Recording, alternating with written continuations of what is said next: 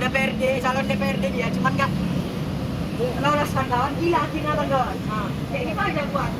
Tapi banyak orang Cina kawan, daripada nanti duduk di sana, cuman ketika ada masyarakat yang mengeluh, ada yang melaporkan sesuatu terjadi tentang kota Medan, tentang masyarakat, ya ini nonton sama sekali kawan. Hanya dianggap masker, hanya dianggap bunyi, nyelonong masuk kawan, dan tahan panas mungkin kawan. Begitu kita diajarkan oleh orang tua kita, orang guru kita, tidak kawan.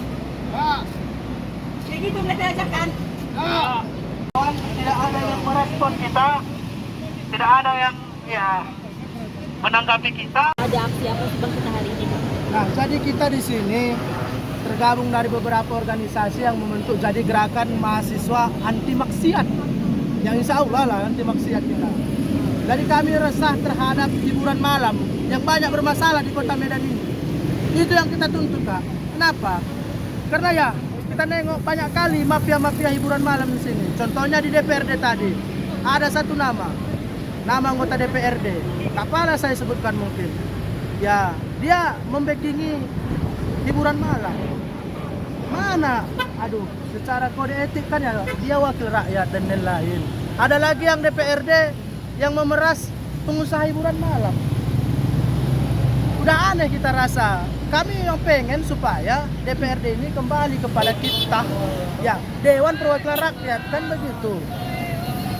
Kami minta tadi kepala Badan Kehormatan Dewan supaya memeriksa Salomo Pardede. Dia terindikasi memeras pengusaha hiburan malam. Itu. Apalagi ya, kami ya ini tergabung dari banyak organisasi, resah, sama-sama resah terkait hiburan malam ini. Banyak yang menggelapi masalah pajak daerah, ya kan? Kami pengen Pemko Medan dan DPRD berkoordinasi supaya mengaudit pajak hiburan malam. Berapa sih sebenarnya pajak yang dikasih, pajak yang disetor ke Pemko Medan, ya kan? Sesuai perda nggak? Itu dia yang kami resahkan. Ada yang indikasi cuma 3 juta per bulan, sedangkan pendapatannya satu malam aja berapa puluh juta. Nah, itu dia, sebanding nggak? Nggak. Ada yang 70 juta per bulan dengan pendapatan yang MM. Itu indikasi kita loh. Sebanding nggak? Enggak. Jadi ngapain kita terapkan? Ngapain kita teruskan lagi itu hiburan malam segala macam? Tutup aja, cabut izin usahanya. Kemudian apa dalam kita di sini? Kenapa bermasalah? Satu, yang diterapkan, yang dibuat di Perda itu, hiburan malam itu buka dari jam 8 malam sampai jam 3 sore. Jam 3 malam. Yang ianya nggak ada pengawasan, jam 3 sore pun masih buka, jam 9 pagi pun masih buka. Apa nggak malu kita? Perda itu kita apresiasi, sudah regulasinya bagus, tapi penerapannya itu yang nggak bagus. Itu bagaimana? Itu yang kita tanyakan. Nah, inilah respon Pemko Medan, itulah respon DPRD Kota Medan. Mungkin karena masa kita seperti ini, ya ini kita nggak ada masa bayaran segala macam, nggak ada sama sekali. Ini murni orang-orang yang pemikirannya ya progresif. Artinya bukan hanya isu nasional kita bisa turun, enggak.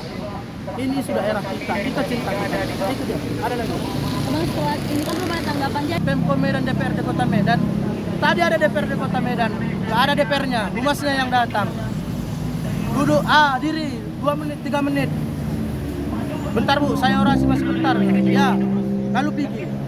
Nggak ada etikanya. Mungkin ini peringatan. Kita kasih peringatan.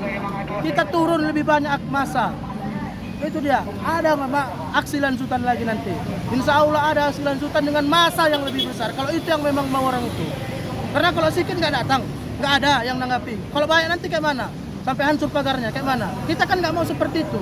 Kita ini aksi damai. Kita cuma mengingatkan pemerintah kita, wakil rakyat kita, supaya apa yang udah dibuat itu diterapkan dengan baik. Jangan kita nanti menduga-duga loh masyarakat miskin ini, ya kan? Masyarakat yang notabene-nya ya orang susah lah kita. Jangan-jangan orang itu udah di-backingi, hiburan malam itu udah di-backingi oleh DPR, oleh polisi. Nggak malu kita, statement masyarakat itu kan banyak. Kita lihat coba di komentar-komentar netizen, Medan Chat dan lain-lain. Tanggapannya bagaimana dengan DPRD? Setiap orang itu ngasih statement, setiap orang itu ngasih tanggapan dan lain-lain. Negatif kan? Jadi itu yang kita nggak mau. Supaya apa? Bangun dong citra positif. Melalui apa? Kerja-kerja yang bagus, kerja-kerja yang nyata. Itu dia. Selama ini kan nggak ada, bullshit semua. Giliran 5 tahun sekali datang. baik itu dari legislatifnya, baik itu dari eksekutifnya, tidak 5 tahun sekali datang ngemis ke masyarakat. Tapi giliran perda udah dibuat bagus, kita apresiasi bagus, ya kan? Pajaknya udah berapa persen? Betul nggak segitu disetorkan? Atau ada masuk ke apa? Ke kantong orang-orang yang terdekatnya yang membacking itu yang kita takutkan bang, itu yang kita takutkan kak. Supaya apa? Ya kembalilah ke citra yang baik, masyarakat kembalikan kepercayaan publik.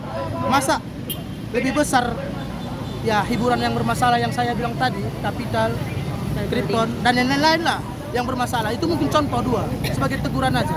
Lebih besar itu daripada DPRD Kota Medan, lebih besar daripada Wali Kota Medan, lebih besar pengaruhnya.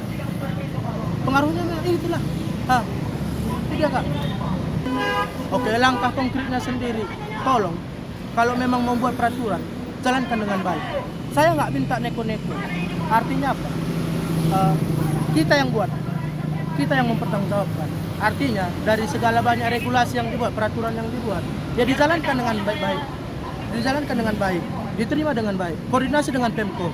Kan mereka ini kan tetap koordinasi terus ini, berkoordinasi. Itu harapan kami itu, bangun citra yang baik. Itu aja, bangun kepercayaan publik kembali. Karena kan tingkat kepercayaan publik kepada pemerintah termasuk Kota Medan itu rendah. Jadi kalau nggak sama mereka kita mengadu, sama mereka kita percaya, siapa lagi yang kita percaya? Coba, siapa lagi yang kita percaya? Nggak ada.